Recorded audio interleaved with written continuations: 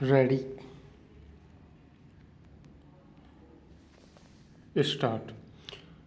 उपाध्यक्ष महोदया, जो पब्लिक प्रेमिसेज अटेंडमेंट बिल 1992 मंत्री महोदया ने इस माननीय सदन में चर्चा और पारित करने हेतु प्रस्तुत किया है, उस पर बोलने के लिए मैं खड़ा हुआ हूँ। इस विधेयक के उद्देश्यों में मंत्री महोदया ने कहा है कि आज जो प्रादेशिक सरकारें हैं, उन्होंने सरकार से आग्रह किया है कि उनकी जो संपत्ति आज दिल्ली और केंद्र शासित प्रदेशों में है, वह इस विधेयक की परिभाषा में नहीं आती। इसलिए उनको इस विधेयक की परिभाषा में लाने के लिए यह संशोधन अनिवार्य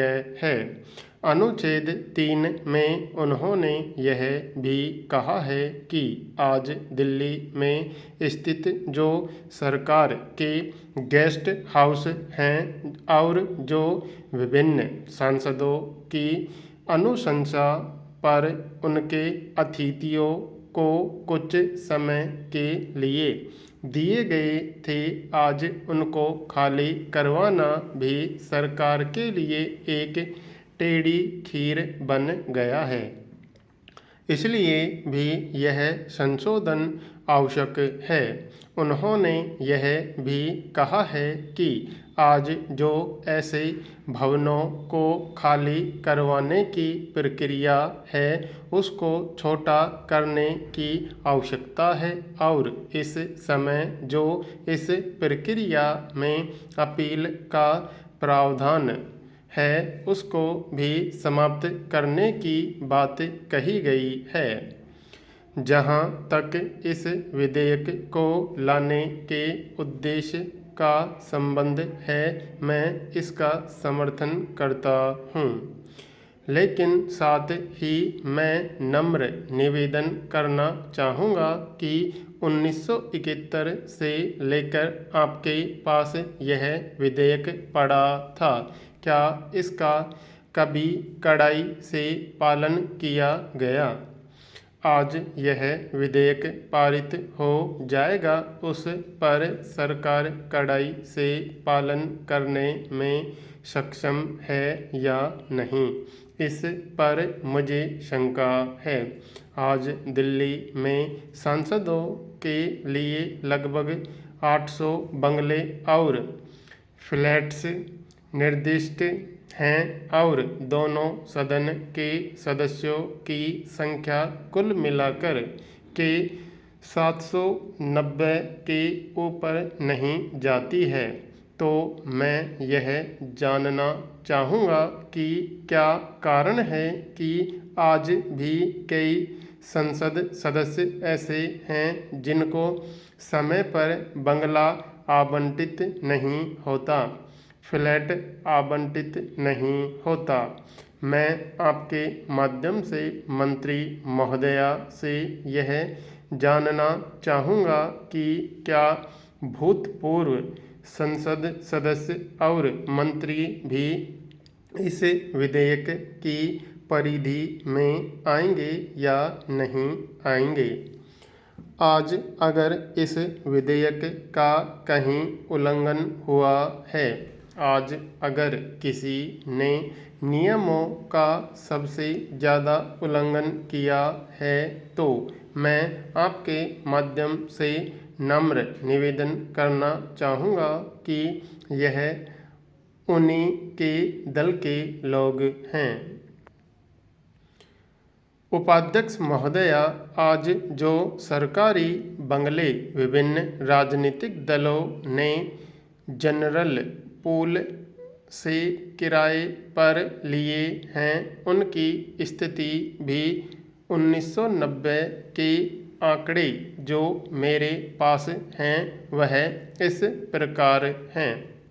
लगभग 11 बंगले कांग्रेस दल के पास हैं। इन सरकारी बंगलों का जो किराया विभिन्न राजनीतिक दलों से देय था वह 8 लाख रुपए बनता था और इस 8 लाख की राशि में से केवल कांग्रेस के जिम्मे उस समय लगभग 6 लाख रुपए बनते थे।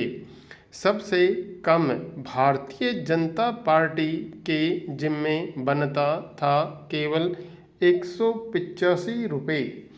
आज मैं समझता हूँ कि शायद भारतीय जनता पार्टी के जिम्मे एक भी पैसा दे नहीं होगा। इसका श्रेय हमारी पार्टी के नेताओं को जाता है, क्योंकि भारतीय जनता पार्टी एक अनुशासित दल है, इसलिए नियमों का पूरा तरीके से पालन किया जाता है। 1992 के सर्वेक्षण के अनुसार इस समय 450 ऐसे मामले हैं जो सबलेटिंग के सरकार के ध्यान में आए थे। मैं यह भी जानना चाहूँगा कि मामलों में सरकार ने आज तक क्या कार्यवाही की है। जैसे मैं कह रहा था कि इस समय 800 बंगले और फ्लैट सांसदों के लिए और मंत्रियों के लिए जब निर्धारित हैं, तो यह समस्या क्यों? यहाँ एक प्रश्न पूछा गया था।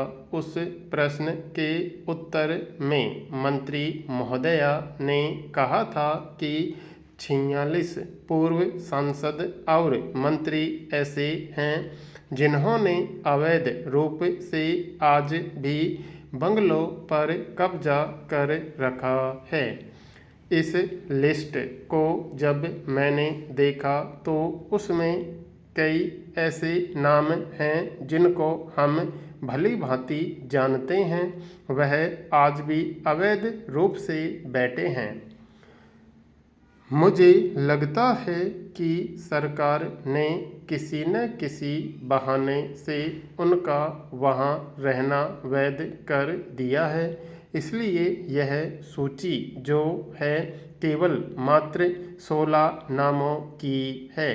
हैरानी होती है कि इस सूची में ऐसे लोग हैं जो 2 वर्ष पहले भगवान को प्यारे हो गए, लेकिन आज भी बंगले में रह रहे हैं। मैं जानना चाहूँगा कि क्या उनकी आत्मा उस बंगले में रह रही है या कौन लोग आज भी इन बंगलों में रह रहे हैं। मैंने किसी व्यक्ति विशेष के बारे में कोई टिप्पणी नहीं की है। उपसभा अध्यक्ष महोदया, मैंने यह कहा है कि जब वे लोग इस संसार में नहीं हैं और जब ये बंगले सांसदों के लिए निर्धारित हैं, तो जो फ्लैट सांसदों के लिए हैं उनमें सांसद ही रहने चाहिए।